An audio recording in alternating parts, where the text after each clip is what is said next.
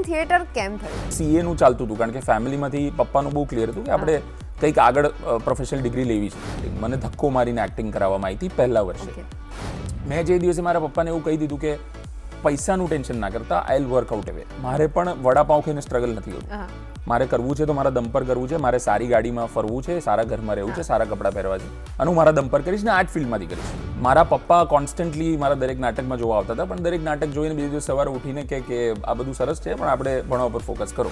વિશાલ તરીકે થિયેટર તમારા માટે શું છે? સારી ઊંઘ, મારી identity, bread and butter, everything is theatre for me. કે હું કોઈને એક્ટિંગ શીખવાડી નથી શકતો, પણ તમે શીખી શકો છો.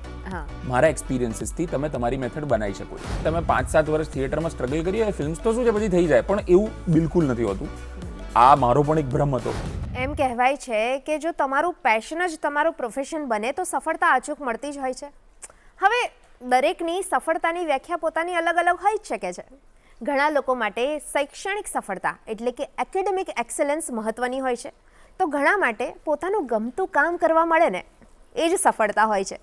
ગુડ મોર્નિંગ ગુજરાત શોમાં હું છું ખુશ્બુ ત્રિવેદી અને આપનું સ્વાગત છે નવા મહેમાન સાથેની નવી સવારમાં. સીએથી લઈને સીયુ ઇન થિયેટર સુધીની સફળ ખેડનારા આજના આપણા મહેમાન કે જેમણે આર્ટ અને કળાને જ પોતાનું પેશન અને પ્રોફેશન બનાવ્યું છે. તો ચાલો મળીએ એક્ટર અને આર્ટ એન્ટરપ્રનર વિશાલ શાહને. Good morning sir. Good morning. કેમ છો? એકદમ મજામાં.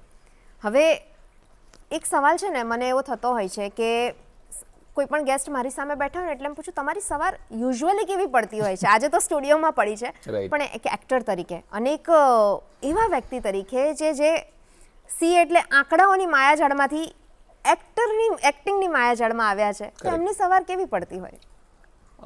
સૌથી પહેલાં તો સવાર ક્યારે પડે એ નક્કી નથી હોતું જે ફિલ્ડમાં છીએ એમાં.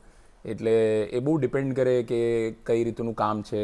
ક્યારેક સવાર બપોરે બી પડતી હોય છે, ક્યારેક રાત જ સવારે થતી હોય છે. સો એ બહુ બદલાયા કરતું હોય છે. પણ જ્યારે બી સવાર પડતી હોય છે ત્યારે મોસ્ટ ઓફ ધ કેસીસમાં મારી સાથે એવું થતું હોય છે કે બહુ રશમાં જ થતું હોય છે. એટલે એવું જ હોય છે કે અડધો કલાકમાં કશેક પહોંચવાનું છે, ત્યારે જ સવાર પડે. સો that is how it is. એટલે જ્યાં પહોંચવાનું હોય એની અડધો કલાક પહેલા તમારી સવાર ડિપેન્ડ કરે કેટલું દૂર જવાનું છે. જેમ કે આજે અહીંયા આવવાનું હતું તો કલાક પહેલા પડી, એટલે કેટલું ડિસ્ટન્સ છે એના પર ડિપેન્ડ કરે. બહુ ઇન્ટરેસ્ટિંગ વસ્તુ છે.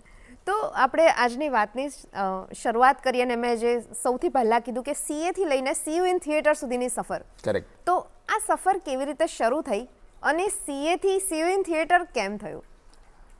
એક તો બહુ લાંબી સફર છે આ, અને કદાચ હું આટલા સમયમાં જેટલું એને બ્રીફમાં હું નરેટ કરી શકું આઈ ટ્રાય.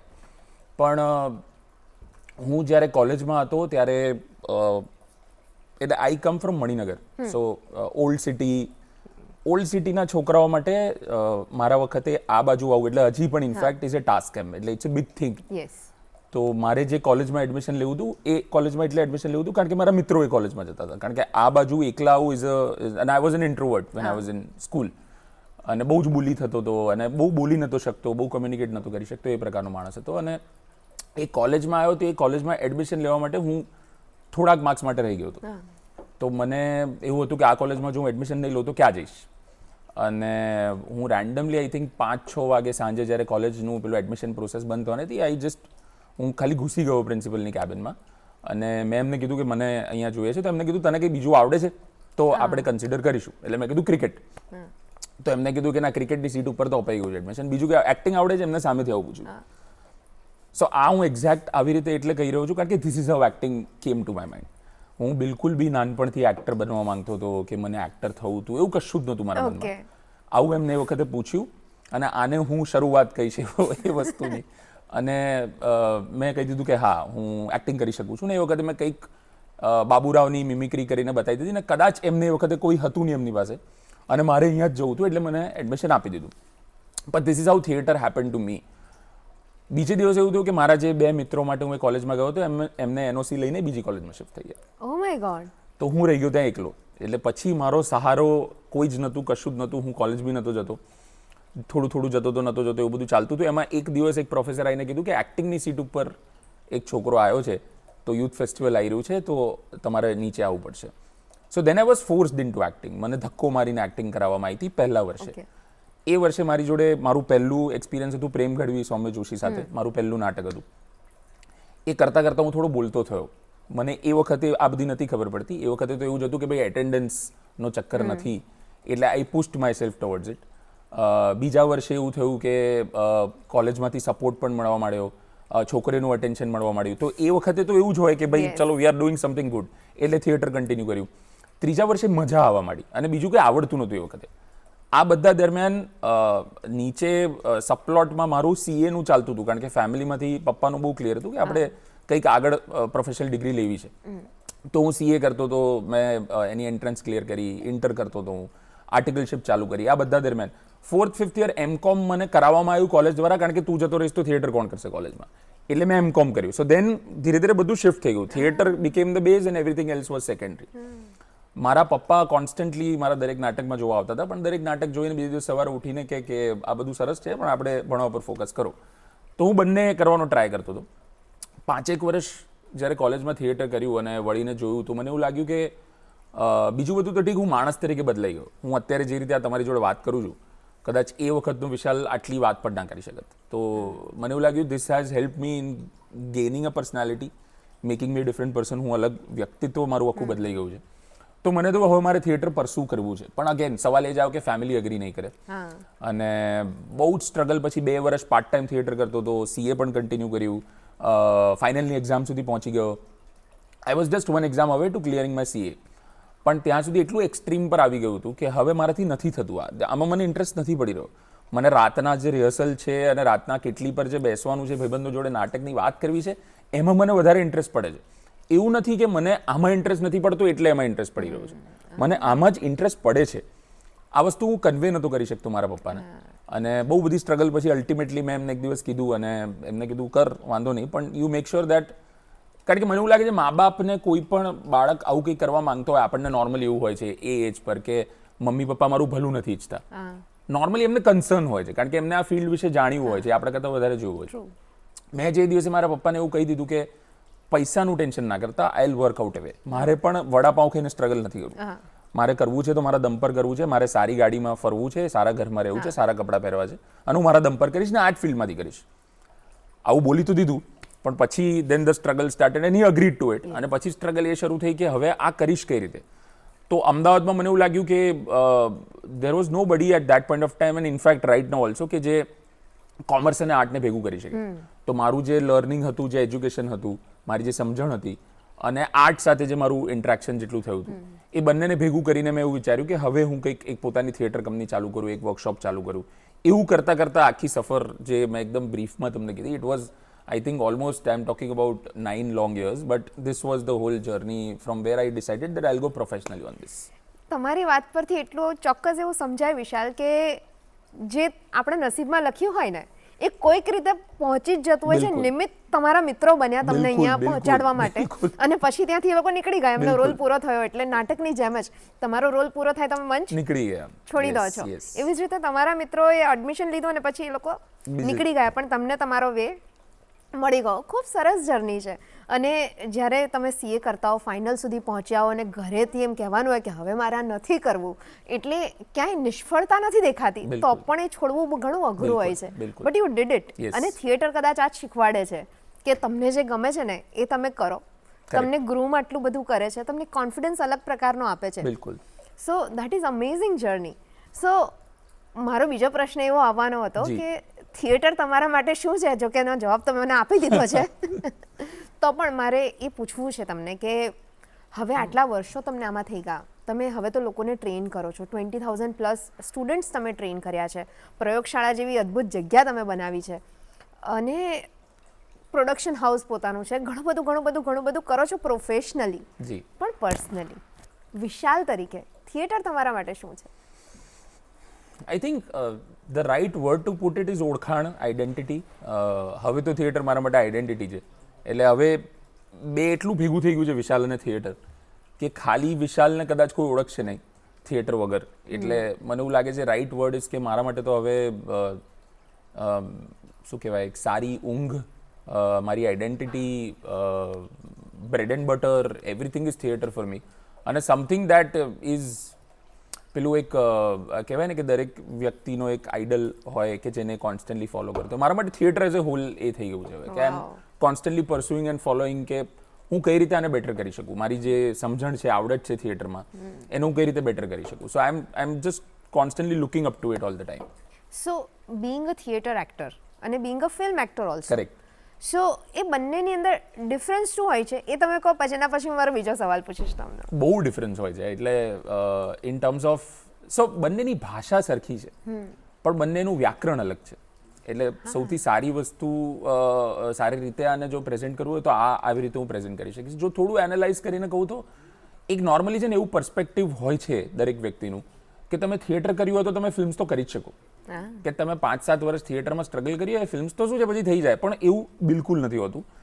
આ મારો પણ એક ભ્રમ હતો જે 2014-15માં મેં એક ફિલ્મ હતી ગુજરાતી, એના માટે એક નાનો રોલ, મારી પહેલી ફિલ્મ હતી કે જ્યારે મને એક નાનો રોલ ઓફર કરવામાં આવ્યો હતો.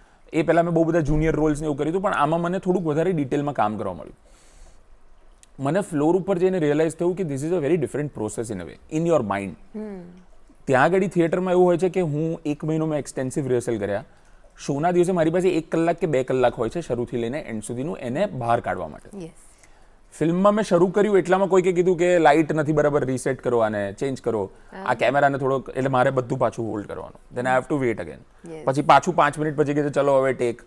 કોઈ કન્ટિન્યુટી નથી in terms of my emotions. હું આજે રડ્યો છું કારણ કે મારા મમ્મી ગુજરી ગયા અને કાલે હું જઈશ એમને બાળવા માટે. તમે સમજો છો મારા ઇમોશનની. તો મારી પાસે એવું કોઈ બટન તો નથી ને એક્ટર તરીકે. જ્યારે થિયેટરમાં બધું જ લિનિયર થઈ રહ્યું છે, અહીંયા બધું જ નોન લિનિયર થઈ રહ્યું છે. તો એક્ટર તરીકે બંનેની સ્ટ્રગલ પોતપોતાની જગ્યાએ સાચી જ છે. Comparatively both are at the same page. બંનેની ભાષા સરખી છે, બંનેનું ગ્રામર બહુ અલગ છે. અને મને લાગે છે એક્સપિરિયન્સથી જ આવે. તમે જો 50 નાટક કર્યા અને તમે એવું કહો કે ફિલ્મ હું કરી લઈશ તો એવું નથી. તમે 50 ફિલ્મ કરી હોય તો તમે એવું કહો કે નાટક હું કરી લઈશ તો એવું પણ નથી. બંને કરવું પડે, કરીને જોવું પડે. બધાની પોતપોતાની એક ટેકનિક હોય કે બધાની પોતપોતાની એક સમજણ હોય, એ ડેવલપ કરવી પડે. That is how you can do it. તો થિયેટરનો એક પ્રો અને ફિલ્મનો એક પ્રો. થિયેટરનો એક પ્રો એ છે કે બધું એકદમ બોમ્બ બ્લાસ્ટની જેમ નીકળી જાય છે. તમે જે ભરી રાખ્યું છે 1 મહિના 2 મહિનાના રિહર્સલ સાથે. અને બીજું ઇમ્પોર્ટન્ટ પ્રો કે તમને ઇન્સ્ટન્ટ વેલિડેશન મળે છે. આપણે માણસની પ્રકૃતિ તરીકે આપણને વેલિડેશન જોઈતું હોય છે કે અત્યારે હું બોલી રહ્યો છું તો તમારી ડોકી હલે છે તો મને સારું લાગે છે. તો એ વેલિડેશન આપણને થિયેટરમાં મળે છે. આ જ વસ્તુ આપણે કદાચ શૂટ પર કરતા હોત કે હું કશેક અલગ હોત ને તમે કશેક અલગ હોત, આપણે બંનેના અલગ અલગ ક્લોઝ લાગીને થતું હોત તો કદાચ આ વેલિડેશન ના મળ્યું હોત. મારે કેમેરાને જોઈને હું માની લેવું પડ્યું હોત કે ખુશ્બુબેન અત્યારે મુંડી હલાવે છે. So that is a pro for theatre. એવી જ રીતે ફિલ્મનો પ્રો એ છે કે મને એક્ટર તરીકે મારા ઇમોશનને કંટ્રોલ કરતા આવડે છે, શીખવા મળે છે કે હું એને કઈ રીતે હોલ્ડ કરી શકું અને કઈ રીતે એ જ ઇન્ટેન્સિટી પર પાછું એને લાવી શકું જ્યારે ટેક થાય ત્યારે. એ થિયેટરમાં નથી મળતું મને.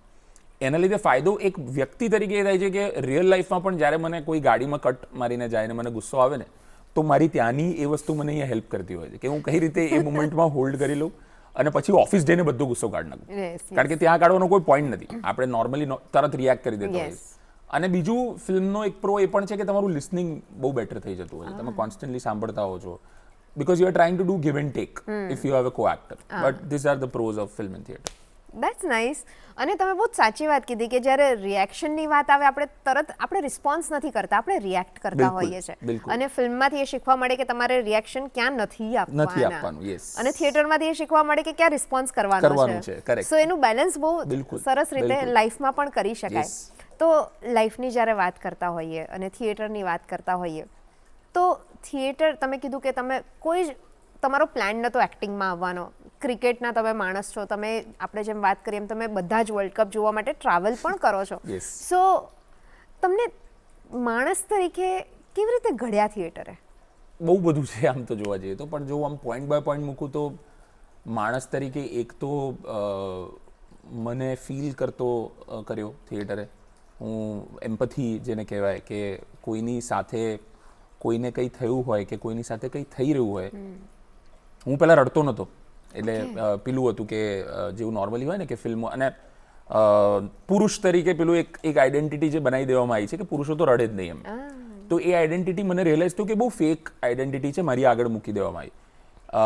હું પછી જેમ જેમ થિયેટર કરતો ગયો એમ I started feeling things around me. Feeling for people, feeling for things. એટલે ફિલ્મમાં પણ હું રડવા માંડ્યો હવે કે જ્યારે એક ઇમોશન, એટલે ઘણી વખત એક ખાલી મ્યુઝિકનું બીટ પણ જો કરેક્ટ આવી જાય ને તો મારી આંખમાંથી પાણી આવી જાય. સેન્સિટિવિટી ડેવલપ થઈ ગઈ. યસ, બિલકુલ. એ સિવાય પર્સનાલિટી કહી શકાય ઓવરઓલ, કે એક વ્યક્તિત્વ બનાવ્યું મારું. હું કઈ રીતે વાત કરું છું, મારા હાવભાવ શું છે, હું પોતાની જાતને બીજાના પર્સપેક્ટિવથી જોવાનું મેં શરૂ કર્યું કે હું જ્યારે અત્યારે આ બોલી રહ્યો છું તો હું અત્યારે શું કરી રહ્યો છું, મારા હાથ ક્યાં જઈ રહ્યા છે, મારો અવાજમાં શું થઈ રહ્યું છે. સો આ બધી પર્સનાલિટી ટ્રેટ્સ મને થિયેટરથી મળ્યા. અને એ સાથે સૌથી અગત્યનું બધાને જોડે લઈને ચાલવાવાળી જે વાત છે કે it is not a one man show, it is about working in a group, it is about leading a group, it is about listening to group. એટલે એ જે જોડે લઈને ચાલવાવાળી એક લીડરશિપ ક્વોલિટી છે એ મને થિયેટરે આપી છે. સેન્સિટિવિટી મળી, હ્યુમેનિટી મળી, હમ્બલનેસ મળી, ગ્રૂમિંગ મળ્યું અને લીડરશિપ મળી, કોન્ફિડન્સ મળ્યો, ઇન્ટ્રોવર્ટમાંથી એક્સ્ટ્રોવર્ટ થવા સુધી સફર મળી. ક્યાં વાત હે, ખૂબ સુંદર વાત છે. અને જ્યારે આ બધા જ તમે પોતાની ઉપર પ્રયોગો કર્યા છે અને પછી તમે એક વસ્તુ સંસ્થાને અથવા શહેરને અથવા તો રાજ્યને આપી છે જેનું નામ છે પ્રયોગશાળા.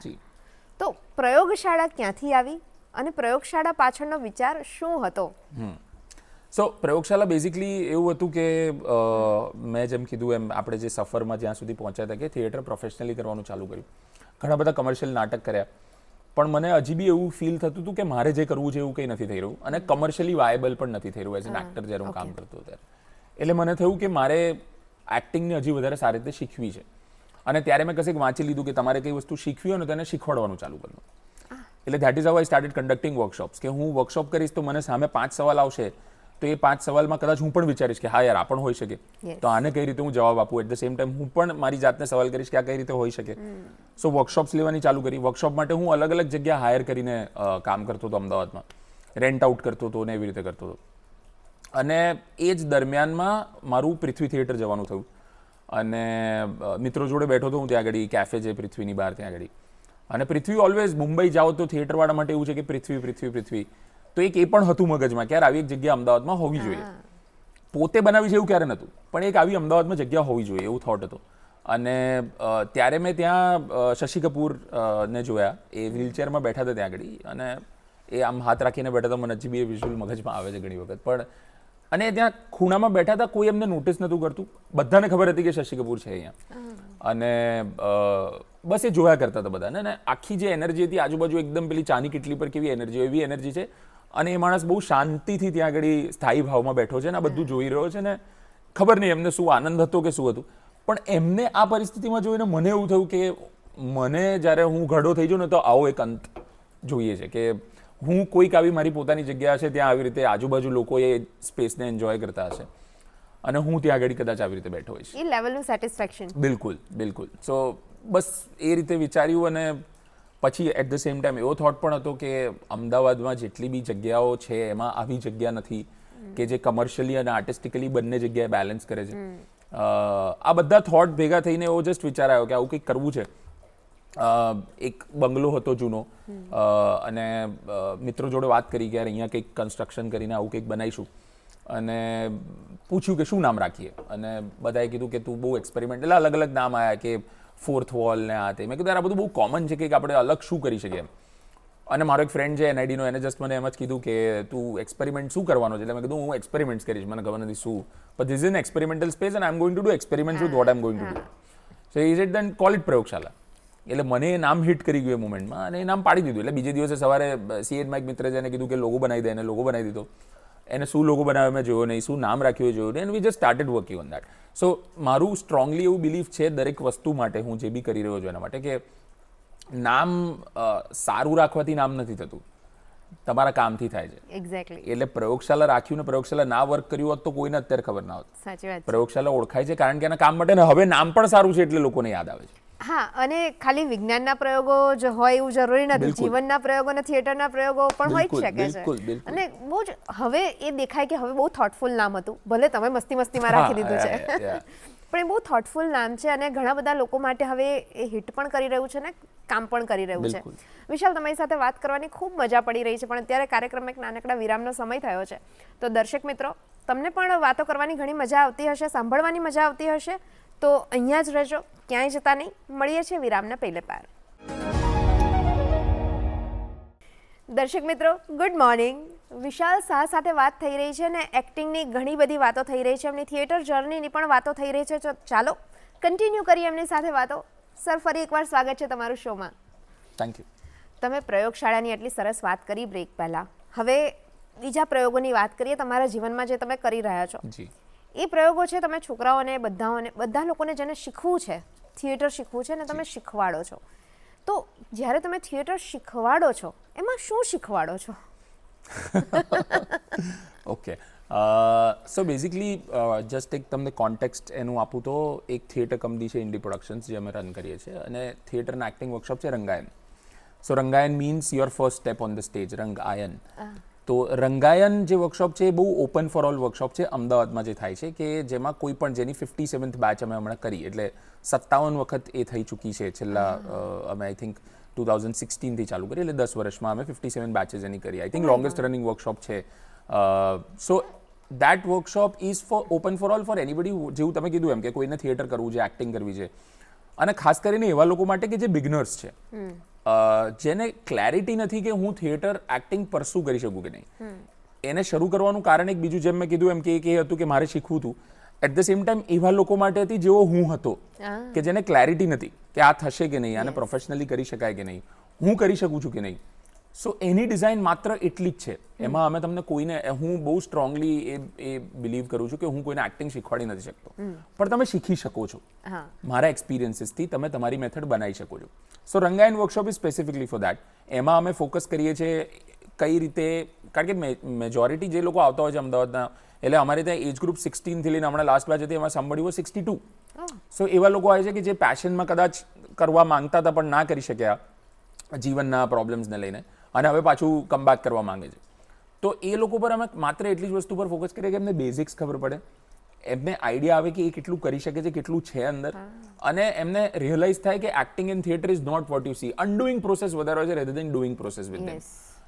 ઇન્ડી પ્રોડક્શન્સ જે છે એમાં એક વર્ટિકલ છે થિયેટર વર્કશોપ્સ, જેમાં અમે થિયેટર વર્કશોપ્સ કરતા હોઈએ છીએ કોલેજીસ, સ્કૂલ્સ અને કોર્પોરેટ સાથે. સો અમદાવાદની ઓલમોસ્ટ 12 થી 15 સ્કૂલ્સ છે જ્યાં અમારું ટાઈપ્સ છે, કે જ્યાં આગળ અમે લોકો એઝ, જેવી રીતે આપણે ડ્રોઈંગનો ક્લાસ હોય, કે મેથ્સનો ક્લાસ હોય, ઇંગ્લિશનો ક્લાસ હોય, એવી રીતે થિયેટરનો ક્લાસ હોય, તો ત્યાં પણ અમે લોકો કામ કરતા હોઈએ છીએ. ઘણી જગ્યાએ હું જોઉં, ઘણી જગ્યાએ મારી ટીમમાંથી કોઈ જાય. એવી જ રીતે કોલેજીસ સાથે પણ કામ કરતા હોઈએ છીએ, અલગ અલગ જેટલા બી એજ્યુકેશન ઇન્સ્ટિટ્યુશન્સ છે, અને કોર્પોરેટ સાથે. હવે વર્કશોપનો ફોર્મેટ બદલાય ડિપેન્ડિંગ ઓન ધ ઓડિયન્સ. જેવી રીતે હું એક શો કરતો હું મહેસાણાના કોઈ ગામમાં એક્ટર તરીકે, અને એ જ શો કરતો હું મુંબઈના કોઈ એરિયામાં, અંધેરીમાં મારો શો હોય, તો એ ઓડિયન્સ પ્રમાણે મારે ચેન્જ કરવું પડે. એવી જ રીતે વર્કશોપમાં પણ અમે ઓડિયન્સ પ્રમાણે ચેન્જ કરતા હોઈએ. કોર્પોરેટ્સમાં સ્પેસિફિકલી અમે કામ કરતા હોઈએ ત્યારે કસ્ટમાઇઝડ વર્કશોપ્સ હોય, કે અમને કોઈક આવીને કહે, કે કોઈક સીઈઓ આવીને કહે કે અમારે ત્યાં છે ને કંઈક તો ઇશ્યુ છે અંદર બધા, જે વાત નથી કરતા, પણ there is some issue with the group, કે જેના લીધે મારા રેવન્યુમાં અસર થઈ રહી છે.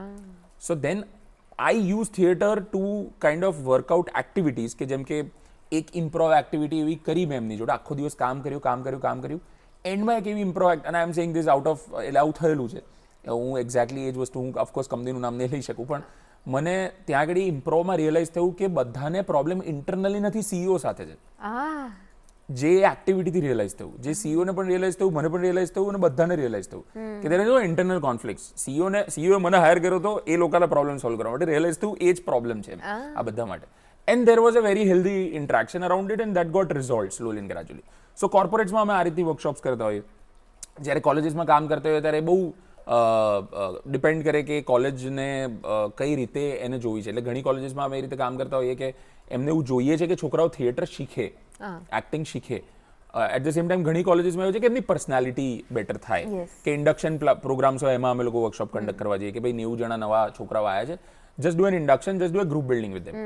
So the base of all of these workshops, એમને શું શીખવાડીએ છીએ, તો આઈ થિંક અમે લોકો થિયેટર ના બેઝિક્સ પર કામ કરતા હોઈએ છીએ. કેટલું એડવાન્સ જવું એ ડિપેન્ડ કરે from workshop to workshop. Right. So જ્યારે વર્કશોપ ટુ વર્કશોપની વાત કરીએ તો થિયેટરના વર્કશોપ 2 ડેઝથી માંડીને 2 યર્સ સુધીના હોય છે, માસ્ટર્સ સુધી પણ હોય છે, અને 2 દિવસનું તમે નાનકડું ખાલી એમ શીખીને નીકળી જાવ એ પણ હોય છે. તો ખરેખર જેને એક્ટિંગ શીખવી છે એના માટે વોટ ડુ યુ થિંક, તમે શું સજેસ્ટ કરો છો? એના માટે આઈ થિંક જો કોઈકને એક્ટિંગ શીખવી છે તો એનો ટેન્યોર આખું જીવન હોવું જોઈએ. એના માટે 1 મહિનો 2 મહિનો 6 વર્ષ 10 વર્ષ 15 વર્ષ ના હોવું જોઈએ. Any art form is not something that you can just learn. You know, it's a process. Yes. અને આ જો સમજણ તમને આવી જાય ને એક આર્ટિસ્ટ તરીકે, તો પછી તમને બીજા કોઈ વસ્તુની જરૂરત જ નથી.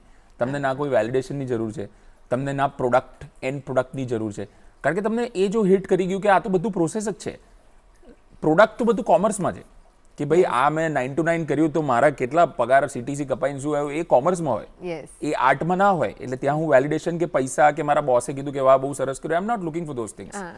શો પત્યો પછી મને ઓડિયન્સે આવીને મારી જોડે સેલ્ફી પડાવી કે મારા કેટલા ફોલોઅર્સ વધ્યા, એમાં મને ઇન્ટરેસ્ટ નથી. મને બસ એમાં ઇન્ટરેસ્ટ છે કે હું જે 30 મિનિટ 1 કલાક શું કર્યું મેં સ્ટેજ ઉપર, અને એમાં મને શું ફીલ થયું. No, that is the process that I enjoy. જે રિહર્સલ્સ છે that is what I enjoy. આ ખબર પડી જાય તો આઈ થિંક એ એન્ડ રિઝલ્ટ સાથે કોઈ લેવા દેવા હોતા નથી. એટલે આઈ થિંક આખું જીવન આ સમજણ તમને આવી જાય પછી તમને રિયલાઇઝ થાય કે ભાઈ આ તો શીખવા માટે આખું જીવન છે. કદાચ આખું જીવન પણ ઓછું પડે, બધું કર્યા પછી પણ એવું થાય કે હજી કંઈક રહી ગયું. કારણ કે it's an any art form is constantly evolving. એ અટકી નથી ગયું એમ. એ પણ ઓશન છે અને એ પાછો વધતો જાય છે દિવસે ને દિવસે. એટલે ઇવોલ્વ પણ થતું જાય છે. જેમ જેમ માણસ આપણે વ્યક્તિ તરીકે ઇવોલ્વ થઈએ છીએ એવી રીતે એ પણ ઇવોલ્વ થતું હોય છે. યસ. તો વિશાલ, જેમ તમે વાત કરી કે થિયેટર શીખવા માટે પહેલા તો undoing is the main thing rather than doing. તો જીવનમાં પણ કદાચ એવું જ હોય છે કે પેલું કંઈક ભરવા માટે કંઈક ખાલી કરવું પડે, પણ પહેલા ખાલી તો થાવ. કરેક્ટ. તો થિયેટર પણ એવી જ વસ્તુ છે કે જે તમને પહેલા ખાલી કરે છે, જેથી તમે ભરાઈ શકો, તમે શું છો એ તમે પોતે આત્મસાત કરી શકો, પોતાની જાતને કદાચ મળી શકો એના માટે. બિલકુલ. તો જ્યારે ખાલી કરવાની વાત આવે, ભરવાની વાત આવે, તો તમે પોતાના જીવનમાં થિયેટરની સાથે સાથે ફિલ્મની એક્ટિંગ પણ ભરી છે. ધૂણકી માટે તો તમને એવોર્ડ પણ મળ્યો છે. સો જ્યારે તમે ફર્સ્ટ ફિલ્મ કરી હતી તો એની કોઈ મેમરીઝ હોય અથવા ધૂણકીની મેમરીઝ જે તમને હંમેશા યાદ રહી હોય? એટલે આઈ થિંક મારા કરિયરમાં મેં જેટલી 6-7 ફીચર ફિલ્મ્સ કરી છે એમાં Dhunki is the most memorable for me. કારણ કે એક તો એ એવા સમયે મને મળી હતી કે જ્યારે મને એવું થઈ ગયું હતું કે કદાચ હું ફિલ્મ્સ કરી જ નહીં શકું, કે મને કોઈ ફિલ્મમાં લેશે જ નહીં. મને એ વખતે એવું લાગતું હતું કે કારણ કે હું થિયેટર એક્ટર છું એટલે બધાને એવું લાગે છે કે હું બહુ લાઉડ છું એટલે મને કદાચ નથી કાસ્ટ કરતા, જેવું નોર્મલી ભ્રમ અમુક હોય તમને નવા તમે શરૂ કરતા હો. એ હવે રિયલાઇઝ થાય છે કે it was not that. It was just that I was not trying enough and I was not looking at the right places. તો ધૂનકી મારા માટે બહુ એક ઇન્ટરેસ્ટિંગ એક્સપિરિયન્સ એટલા માટે તો કારણ કે પહેલી હતી. બીજું અમારા જે ડિરેક્ટર હતા એ ફિલ્મના એ બહુ જ અમારું કહેવાય ને ટ્યુનિંગ બહુ સારું બેસી ગયું હતું. એ બહુ થિયેટ્રિકલી શૂટ કરતા હતા ફિલ્મને. સો મારી પહેલી ફિલ્મ માટે બહુ પરફેક્ટ એ ફિલ્મ હતી કારણ કે મને જે એક્સપેરિમેન્ટ કરવા હતા જે હું થિયેટરમાં જે રીતે કરતો હતો એ જ રીતે ફિલ્મ પણ શૂટ થઈ રહી હતી. કે જ્યાં આગળ માસ્ટર જે હોય 10-12 માસ્ટર થાય એટલે એક લાંબો સીન છે 4 જણનો તો એના લગભગ 7-8 કલાક તો ખાલી એના માસ્ટર પર જ કામ થાય. તો ત્યાં સુધી તમારે એટલા રિહર્સલ થઈ ગયા જ્યારે તમારો ટાઈટ લાગે ત્યારે ક્લોઝ લાગે ત્યારે તમે you are already there as an actor as the character. બીજું એમાં સારું હતું કે પ્રતિકભાઈ was there in Dhunki with me. તો of course I have always seen him, I have looked upon him 2012થી જ્યારે હું થિયેટર કરતો હતો અને અહીંયા મોહનનો મસાલો અને ચંદ્રકાંત બક્ષીના શોઝ કરવા આવતા હતા તો હું એમને સ્ટેશન લેવા જતો હતો. સો આઈ ઓલવેઝ લુકડ અપોન હિમ કે યાર મારે આવું કંઈક કરવું છે, આવું કંઈક બનવું છે. તો મારી પહેલી ફિલ્મ હતી ને એમાં જ પ્રતિકભાઈ was there with me. So lot of learning on the floor. Of course Diksha Kaushambi પણ પ્રતિકભાઈ હતા એટલે બહુ બધું જાણવા મળતું હતું, નવું એક્સપેરિમેન્ટ કરવા મળતું હતું. સો ધૂનકી આઈ થિંક એનો એક્સપિરિયન્સ ઓવરઓલ બહુ જ મારા માટે પેલું કહેવાય ને કે સ્કૂલમાંથી ગ્રેજ્યુએશન તમારું થાય તો મારા માટે એ ફેઝ હતો કે હું થિયેટરમાંથી ફિલ્મમાં ગ્રેજ્યુએટ થયો એ ફિલ્મના લીધે, એવું હું કહી શકું. That is amazing. બહુ જ સુંદર એક્સપિરિયન્સ તમે શેર કર્યો. અને જ્યારે તમે યુ સેડ દેટ કે you look upon to Pratik sir, તો જ્યારે થિયેટરની વાત આવે તો તમને થિયેટરમાં તમારા ગમતા એક્ટર કોણ છે? પ્રતિકભાઈ ઓફકોર્સ. એટલે મારું થિયેટર કરવાના વન ઓફ ધ મેજર રીઝન્સમાં પ્રતિકભાઈ પણ છે. કારણ કે સો એ બહુ ઇન્ટરેસ્ટિંગ એક ઇન્સિડન્ટ છે કે 2012 કે 13માં રંગમંડળ કરીને એક અમદાવાદમાં જગ્યા છે અને હતી, હવે એટલું એક્ટિવ નથી, પણ પ્રીતમનગરનો અખાડો પાલડી. સો એ વખતે એ જ જગ્યામાં નાટકો થવાના શરૂ થયા હતા. બાકી જે કમર્શિયલ એક્સપેરિમેન્ટલ થિયેટર જે થતું ત્યાં થતું હતું. અને મારા જે મેન્ટોર છે કબીર સર ને Manoj Shah, they are friends. So એમને બસ મને રેન્ડમલી એક દિવસ કીધું કે આપણે અહીંયા હું ચંદ્રકાંત બક્ષી કરીને એક નાટક રંગમંડળમાં કરી રહ્યા છે. હું આખું રંગમંડળ મેનેજ કરતો હતો એટલે ત્યાંનું સફાઈથી લઈને, કારણ કે મારે શીખવું હતું એ વખતે, હું કોન્સ્ટન્ટલી જે બી ઓપોર્ચ્યુનિટી મળે ગ્રેબ કરતો હતો. એટલે ત્યાંનું ટિકિટિંગ પણ હું હેન્ડલ કરું. એટલે કબીર સર પ્લેઝ લાવે ને ગુજરાતી નાટકો તો આમ 30 રૂપિયા ટિકિટ હોય, 40 રૂપિયા ટિકિટ હોય, અને આમ 20-30 લોકો આવે 300 જણની ઓડિયન્સમાં, અને ઘરડા એકદમ દાદા બા ને એવા આવે. પણ હું ત્યાં ટિકિટ બારી બી, એટલે પહેલા આગળ સેટઅપ જોઉં ને પછી બહાર ટિકિટ બારી પર બેસું ને એ ટેબલ લગાડીને હેન્ડલ કરતો હતો. કબીર સરે મને એક દિવસ કીધું કે આવી રીતે હું ચંદ્રકાંત બક્ષી કરીને એક નાટક છે, મને કોઈ જ ક્લુ નહોતું ચંદ્રકાંત બક્ષી કોણ છે, મને કોઈ જ ક્લુ નહોતો પ્રતિક ગાંધી કોણ છે, મને કોઈ જ ક્લુ નહોતું મનોજ શાહ કોણ છે. મને એવું કીધું તું ખાલી સ્ટેશનથી લેતો આવજે એમને, અને એમને સેટઅપમાં અને એમાં બધામાં હેલ્પ કરજે. અને કર્યું, અને હું બહાર ટિકિટ બારી પર આવીને બેઠો. મેં મારી લાઈફમાં આટલું ઓડિયન્સ પહેલી વખત જોયું હતું એ વખતે, અને એ બી આમ 60-70 પ્લસના બા દાદા કે જે તૂટી પડ્યા હતા એ નાટક જોવા માટે. અને હું આખો કન્ફ્યુઝ થઈ ગયો હતો કે આ શું થઈ રહ્યું છે અંદર. કારણ કે હું નોર્મલી કેવું હોય કે અંદર શો ચાલુ થઈ જાય પછી હું બહાર જ બેઠો, હું અંદર જતો પણ નહોતો. કારણ કે મારા મગજમાં આર્ટ અને કોમર્સ બંને ચાલતું હતું કોન્સ્ટન્ટલી, કે આ કઈ રીતે મેનેજ કરું, પેલું તો ચલો ખબર પડી ગઈ છે, આને કઈ રીતે કરું. અને હું અંદર ગયો જોવા માટે પહેલી વખત કે એવું તો શું નાટક છે આ. અને પ્રતિક ભાઈ was performing on stage at that time, અને મેં જોયું કે ત્યાં રંગમંડળમાં છે ને મોટી મોટી બારીઓ છે, આમ લગભગ 4 ફૂટ હાઈટ ઉપર, અને બા દાદા એની પર કૂદીને બેઠા છે એ બારીઓ પર. I can steel remember that visual. મને તો એવું તો આ માણસ શું કરી રહ્યો છે, અને આ નાટકમાં એવો તો શું દમ છે કે લોકો આવી રીતે ડેસ્પરેટલી જોઈ રહ્યા છે. ને સો એ મુમેન્ટ મારા માટે બહુ યાદગાર એ રીતે હતો કે that became my target. At some point of time I would want an audience like this coming for me. I would like to perform something what Pratik bhai is doing right now. કારણ કે એમને perform કરતા જોઉં હું, ત્યાં પણ મને કોઈ થઈ જાય કે યાર ધીસ ઇઝ વેરી બ્રિલિયન્ટ. હું ઓડિયન્સ જોઉં, મને થાય આ પણ બહુ ગજબ છે. ટિકિટ બારી જોઉં, આ પણ બહુ ગજબ છે. This was a proper cohesive amalgamation of everything coming together. એટલે મને તો આવું કંઈક અચીવ કરવું છે. એટલે યા આઈ થિંક ત્યાંથી મને એવું થઈ ગયું કે I want to be like Pratik Gandhi. And also when I started looking at him in films, it turned out to be very different. એટલે હું કોન્સ્ટન્ટલી એમને પૂછતો, એમની જોડે વાત કરતો, but yeah that is how it is. That's amazing. અને એ થિયેટરનો ઓ છે નહીં કે જ્યારે તમે એક વખતે જોઈ લો ને પછી એના મેજિકમાંથી તમે ક્યારે બહાર ના આવી શકો. અને એનાથી તમારું અસ્તિત્વ એટલું ભરાઈ જાય કે એના વગર તમારું અસ્તિત્વ હોઈ જ ના શકે. તો અત્યારે પણ એવા ઘણા બધા સ્ટુડન્ટ્સ પણ હશે કે એવા બધા લોકો પણ હશે કે જેને થિયેટર કે એક્ટિંગ અથવા તો થિયેટરનો કોઈ પણ પાર્ટ અથવા એક્ટિંગનો કોઈ પણ પાર્ટ પરસ્યુ કરવો છે અને અત્યારે શીખવા માંગતા હશે, તો એ લોકો માટે એવી કઈ વસ્તુઓ છે, 5 કે 6 વસ્તુઓ કે જે એમને ધ્યાન રાખવી પડે before coming to the industry?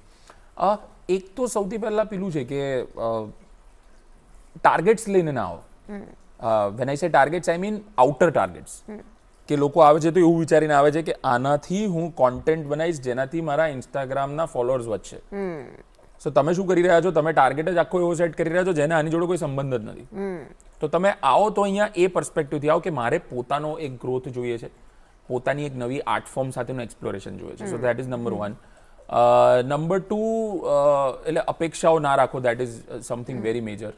Second thing is come with a very open mind. Like don't come with બહુ બધું ભાર લઈને આવે છે મગજ પર કે નસરુદ્દીન શાહ જેવું થિયેટર કરીને ફિલ્મ કર્યું હતું ને એવું હું કરીશ. સો અપેક્ષા અને એનું ભાર, એટલે પછી શું થાય કે થિયેટર 2 વર્ષ કર્યું ને જો નસરુદ્દીન શાહ જેવું ના થયું તો હું સવાલ કરવા માંડું થિયેટરને કે આ તો ખોટું છે. પણ એનો કોઈ સંબંધ જ નથી. એમની જર્ની ને તમારી જર્ની અલગ જ હશે. ત્રીજું, થિયેટર કરતા પહેલા એક ડિસિપ્લિન મને લાગે છે બહુ જરૂરી છે કે જો તમે રેગ્યુલરલી વાંચી શકો તમારી, એટલે હું રીડ નથી કરતો, આઈ ડોન્ટ રીડ બુક્સ, મારે નથી, પણ I have a lot of, I read my scripts a લોટ.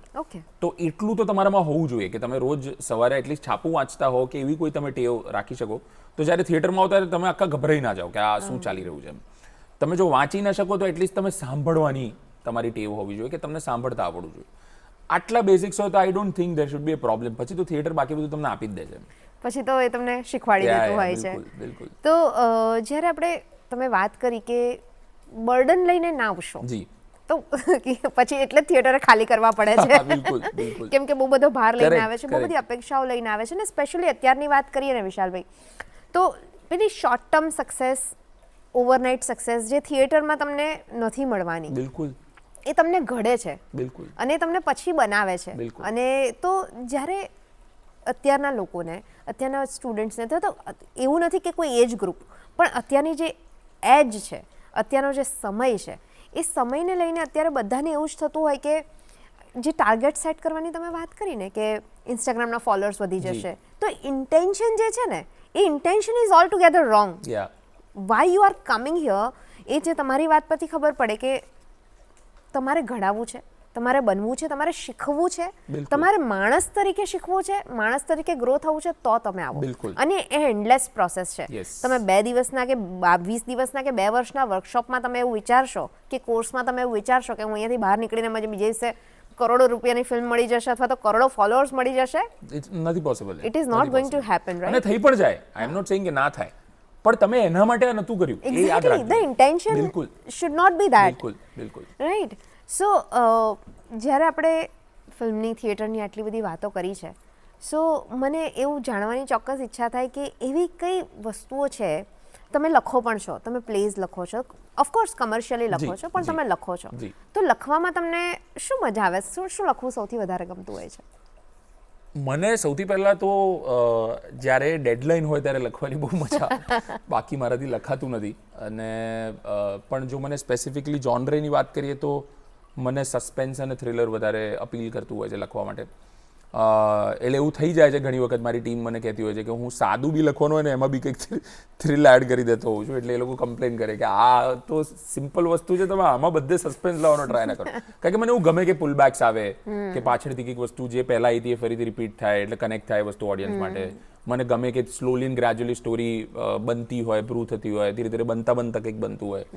સો મને પણ ઓવરઓલ જો આમ સ્પેસિફિકેશન કહું તો મને I like something that is એટલે ગ્રેજ્યુઅલી ગ્રો થતું હોય ને પછી સડનલી કિક ઇન કરે, લેયર્ડ હોય, અને એ એન્ડમાં તમને આખું એક પેલું જર્ક આપે કે oh this is how it was. Now that can be suspense also, કે એડવર્ટાઇઝમેન્ટ પણ હું લખતો હોઉં છું તો એમાં એવું જ હોય છે કે તમને એવું લાગે કે એક સાદી વાર્તા ચાલી રહી છે જેમાં તમે એંગેજ છો, અને પછી કંઈક વસ્તુ હિટ કરે અને તમે મગજથી કનેક્ટ કરો એ વસ્તુને કે હા અચ્છા પેલું જે થયું હતું એની વાત કરી રહ્યા છો. Build up and break. Yes. So I like those kind of things. That's nice. અને હવે મને પાછું થિયેટર બાજુ આવવાની થોડી ઈચ્છા થાય છે. જી. તો થિયેટરમાં જ્યારે તમે જેટલા પણ સ્ટુડન્ટ્સ આવે અને તમે શીખવાડતા હોવ, તો સ્ટુડન્ટ્સ તરફથી તમને કેવા કેવા પ્રશ્નો મળતા હોય? બહુ બધા પ્રશ્નો મળતા હોય. એટલે સ્ટાર્ટિંગ ફ્રોમ શાહરૂખ ખાન કઈ બ્રાન્ડની સિગરેટ પીએ છે, સાવ અમેચ્યોરિશ સવાલ પણ મળતા હોય. કારણ કે એ લોકો, ઘણા બધા લોકો એવી રીતે આવ્યા હોય ને કે just we are here for knowing things, અને મારે એ લોકોને સમજાવવું પડે કે અહીંયા હું એક્ટિંગ ને થિયેટર વિશે વાત કરવા આવ્યો છું, કોન્ટ્રોવર્સીઝ કરવા માટે નથી આવ્યો. એટલે starting from there two gating in to the depth of કે જ્યારે આપણે પરફોર્મ કરતા હોઈએ કોઈ પણ સીન, ત્યારે મારા મગજમાં જો એવું ચાલતું હોય કે મારે આજે ઘરે વહેલા પહોંચવાનું છે, તો એને કંટ્રોલ કઈ રીતે કરવાનું. એટલે આવા ઇનડેપ્થ સવાલ પણ આવતા હોય કે કઈ રીતે મગજમાં બે વસ્તુ, જેમ કે અત્યારે બી આપણે વાત કરીએ છીએ, કદાચ back of the mind conscious subconscious કઈ રીતે અલગ થતું હોય, એને કઈ રીતે અલગ રાખીને પણ તમે બહાર અલગ બતાવી શકો. આ બધી વસ્તુઓ ઉપર નોર્મલી આવા સવાલ આવતા હોય છે ને. It very much depends on કે વ્યક્તિ કોણ છે, સવાલ કોણ કરી રહ્યું છે, અને કયા વર્કશોપ થઈ રહી છે એમ. રાઈટ. સો અત્યારે તો કોઈ વર્કશોપ નથી ચાલી રહી, પણ એક્ટિંગની વાત કરીને તમે કીધું કે આ રીતે શીખવાડી શકાય, તો મારા દર્શક મિત્રો માટે એવી કોઈ 1-2 વસ્તુ તમે શીખવાડી શકો ક્વિકલી, તો ઇટ વિલ બી ગ્રેટ. કે જેનાથી એ લોકો એક્ટિંગ વિશે કરી શકે, એક્ટિંગ વિશે કરી શકે, અથવા તો થિયેટર, પોતાના ઇમોશન્સને એ લોકો કંટ્રોલ કરી શકે, અથવા તો how to response or how to react, એ વસ્તુ કદાચ એમના અવેરનેસમાં ક્યાંક આવી શકે. કરેક્ટ. 2 વસ્તુ મારા મગજમાં આવે છે. એક તો સાંભળવું. જો તમે સાંભળવાનું ચાલુ કરો ને સામેવાળા વ્યક્તિને, અને જ્યારે હું સાંભળવાનું કહું છું એટલે સાંભળવાનું નથી કહેતો, હું સાંભળવાનું કહું છું. યસ. જો એટલું પણ શરૂ કરી દો ને તો તમે બહુ સારી રીતે સામે જવાબને ફ્રેમ કરી શકો છો. આપણે જ્યારે સામેવાળો માણસ સવાલ કરતો હોય છે ત્યારે હું શું જવાબ આપીશ, આપણે એઆઈ જેવું છે ને આપણું પણ, કે પેલો ટાઈપ થતો હોય ત્યારે મગજમાં બનવાનું ચાલુ થઈ ગયું હોય કે આનો શું જવાબ આપીશ. તમે એઆઈ નથી, તમે માણસ છો. એનો સવાલ પતવા દો, સમજો, સાંભળી લીધું, હવે તમે એનો સવાલનો જવાબ ફ્રેમ કરો અને પછી જવાબ આપો. આટલું કરી લેશો તો I think emotionally you will be very connected two that moment. Number 1. Number 2, બીજું એક વસ્તુ જે દર્શકો એમ જ કરી શકે કે ડિક્શન ને સાફ કરવા માટે એક વસ્તુ હું કરતો હતો જેને મને બહુ હેલ્પ કરી, અને જે હજી પણ હું લોકોને સજેસ્ટ કરું છું, કે તમે રોજ સવારે છાપું વાંચો છો, એમાં 15 મિનિટ માત્ર જે છાપું છે એના શબ્દોને અલગ અલગ કરીને જોરથી જો વાંચી શકો, કે આજ, ના, મુખ, ય, સમાચાર. કારણ કે આપણે ઓફકોર્સ પેલી બારાખડી લઈને તો નથી જ બેસવાના, તો એટલીસ્ટ આવી રીતે વાંચી લો, તો તમારો અવાજ પણ સારો થશે, તમારો અવાજ પણ ખુલશે, તમારું ડિક્શન પણ સારું થશે, આ જીભ તમારા કંટ્રોલમાં રહેશે, કે એ ફંબલ નહીં મારી જાય. તો મને લાગે છે આવું કંઈક આ 2 વસ્તુ થઈ શકે એમ. That's nice. હું નાની હતી ને ત્યારે મને પેલું બાળ મંદિરમાં હોય ત્યારે કક્કો આવડતો હોય પણ બારાક્ષરી ના આવડતી હોય, તો મારી મમ્મી મને છાપું આપે અને કે હવે વાંચ. એટલે હેડલાઇન હોય ને તો એમાં કાનો માત્ર રસ્વે દીર્ઘ એ વાંચતા ન આવડે, એટલે હું જ ખ બર બધું વાંચતી હતી. પણ that help me a lot. Yes it does. કેમ કે જે તમે કીધું ને પછી એના જેવું થયું, ધીમે ધીમે જોડ્યા શબ્દો ન આવડતા હોય પણ એ પછી રસ્વે દીર્ઘ ને બધું આવડતું હોય તો મું ખ ય આવું બધું એ મને ખરેખર અત્યાર સુધી હેલ્પ કરે છે. અને આઈ ડીડ નોટ નો કે હું એન્કરિંગ કરતી હોઈશ અથવા તો હું કંઈક આવી વસ્તુઓમાં હોઈશ જે મારે કમ્યુનિકેશન કરવાનું હશે, but it is helping me a lot. So thank you so much. હવે આપણે કાર્યક્રમની પૂર્ણાહુતિ બાજુ જઈ રહ્યા છે, તો છેલ્લું મારે તમને પ્રશ્ન પૂછવો છે કે તમારે અમારી ઓડિયન્સને કંઈક કહેવું છે? ના, એવું ઓનેસ્ટલી એવું તો કંઈ મારા મનમાં છે નહીં, પણ હા એટલે હું બિલકુલ એવું કહેવા માંગીશ કે થિયેટર ઓડિયન્સ માટે પણ એટલું જ અગત્યનું છે જેટલું એક વ્યક્તિ માટે જે થિયેટર કરે છે.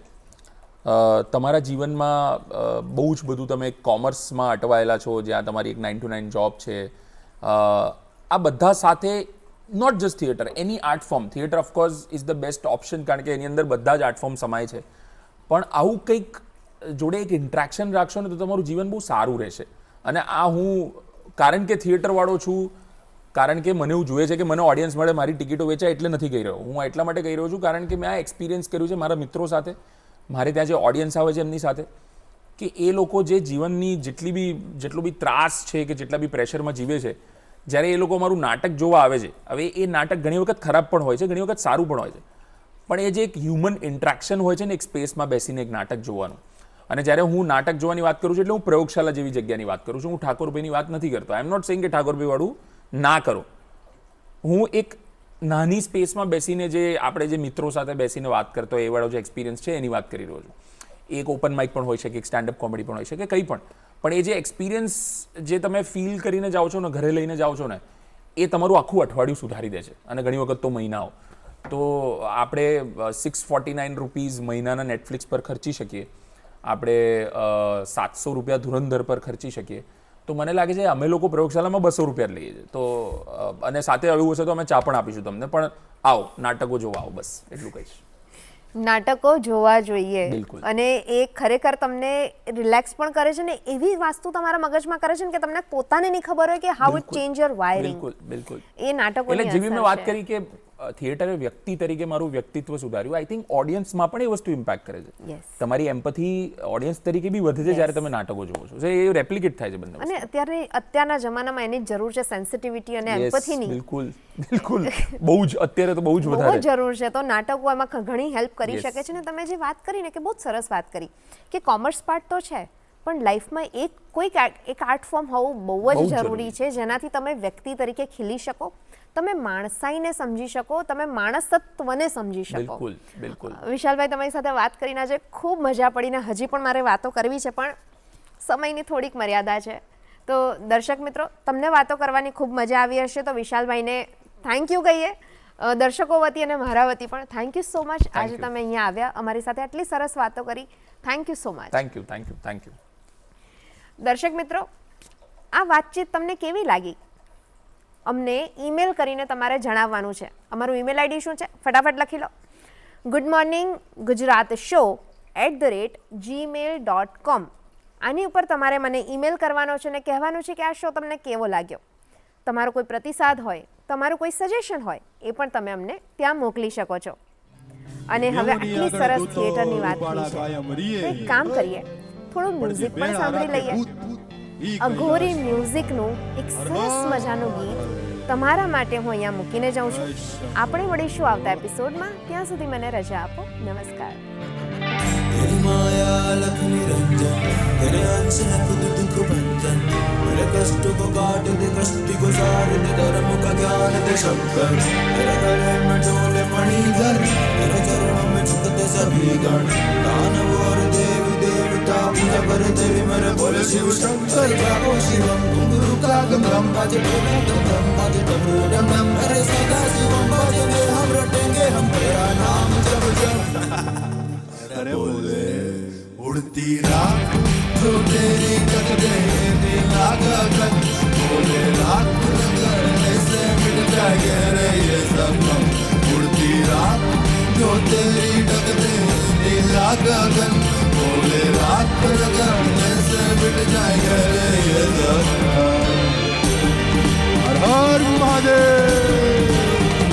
शंभू हाय शंभू अरे बोले शंभू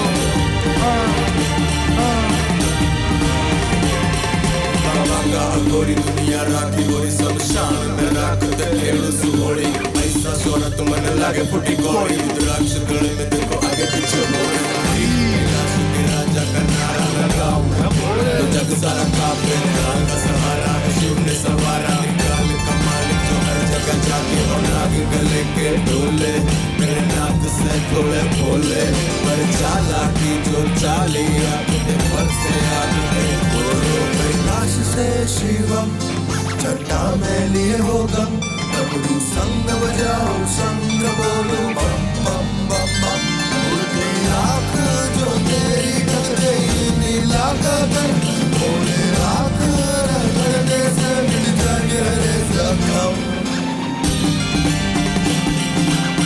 हर हर हर हर हर हर हर शंभू महादेव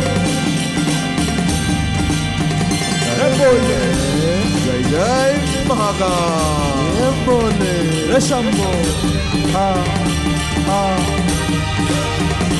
बोले मैं गोया सुल्तान की माया में जिस जंजाल से मुझको बचा ले मैं रहता हूँ अपने ही अपनों में और तू ही अपना तो मुझको तू खुद में संभाले तू ही सवाल है तू ही जवाब है बिगड़ी बना दे मेरी वस्तु कमाल है ये दुनिया भले मारे ताने पे ताने पर मेरा दादा आएगा बताने लेके हाथ त्रिशूल चटाने को तू तेरा नाम लिए बिना ना आगे बढ़ू सारे देवों को मेरा नमन है पर तेरे लिए हर बार रहेगा प्रथम संसार का तू नाथ तेरे बिन सुना संसार मन में बोल तू जो शिव तो आते सामने स्वयं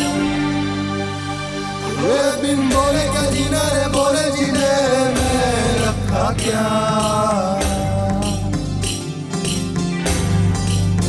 उतरो कैलाश से शिवम चट्टा में लिए हो गम डमरू संग बजाओ शंख बोलो बम बम बम बम उड़ती राख जो तेरी टकटे नीला गगन बोले राख रगड़ने से मिट जाएंगे रे जख्म उड़ती राख जो तेरी टकटे नीला गगन बोले राख रगड़ने से मिट जाएंगे रे जख्म